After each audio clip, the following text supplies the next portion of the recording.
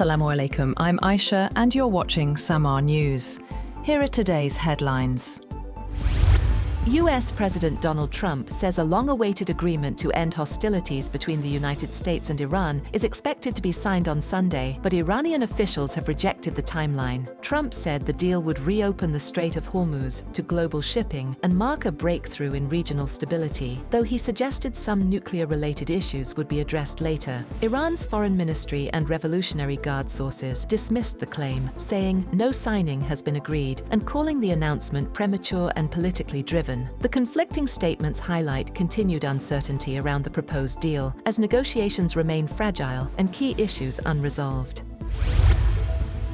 Pakistan's Foreign Minister Ishaq Dar held a telephone conversation with Turkish Foreign Minister Hakan Fidan, during which the two leaders discussed the latest regional developments and ongoing US-Iran peace efforts. According to Pakistan's Foreign Ministry, both sides welcomed encouraging progress toward an understanding between Washington and Tehran and exchanged views on the evolving situation in the region. Pakistan has played a key mediation role in facilitating dialogue between the United States and Iran, while Turkey remains actively engaged in regional diplomatic consultations.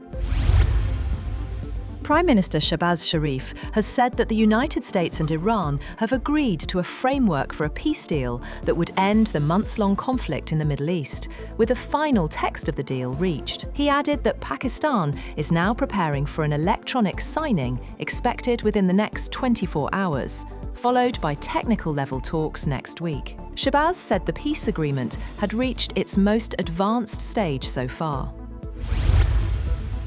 US President Donald Trump has told Israeli Prime Minister Benjamin Netanyahu that it was time to end the war with Iran, as Washington moves closer to a possible agreement with Tehran. According to a senior US official cited by Axios, Trump called Netanyahu and described the potential US-Iran agreement as a great deal. Netanyahu reportedly expressed concern that any deal must address Iran's nuclear program. However, he avoided a significant argument with the US president. Axios cited a source with direct knowledge of the call, who said Netanyahu was caught off guard by the pending US-Iran agreement.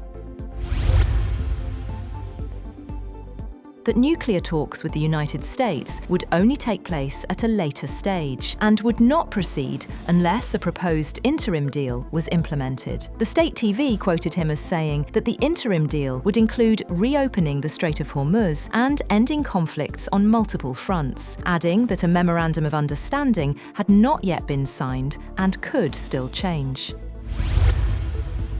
At least 3 people have been killed and 15 others wounded in an Israeli airstrike on Beirut's southern suburb of Dahiyeh. According to Lebanese civil defense authorities, search and rescue operations remain underway in the Goberi area as crews continue clearing debris. Meanwhile, an Iranian military commander warned that the attack would not go unanswered, raising fears of further escalation in an already volatile region.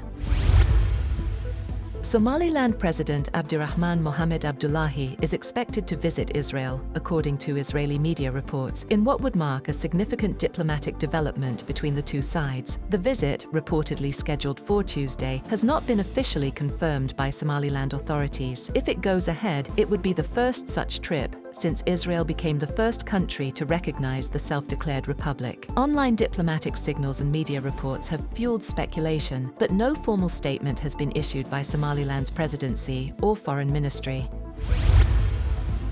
North Korea has declared that the idea of denuclearization is irreversibly terminated, rejecting renewed international calls for nuclear disarmament. A foreign ministry spokesperson said the country's status as a nuclear weapons state is irreversible, dismissing US and allied pressure as meaningless rhetoric. The statement also criticized recent US-South Korea defense coordination, accusing both countries of escalating tensions through expanded nuclear deterrence planning. Pyongyang said such moves amount to a direct security threat.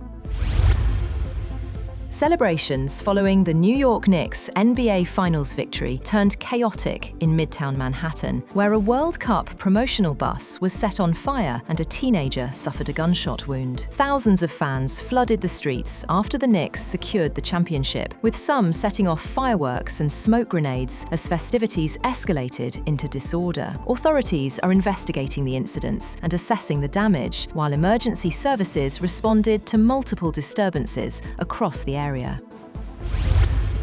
That's all for now. For more updates, visit www.samaa.tv. Thank you for watching SAMAA News.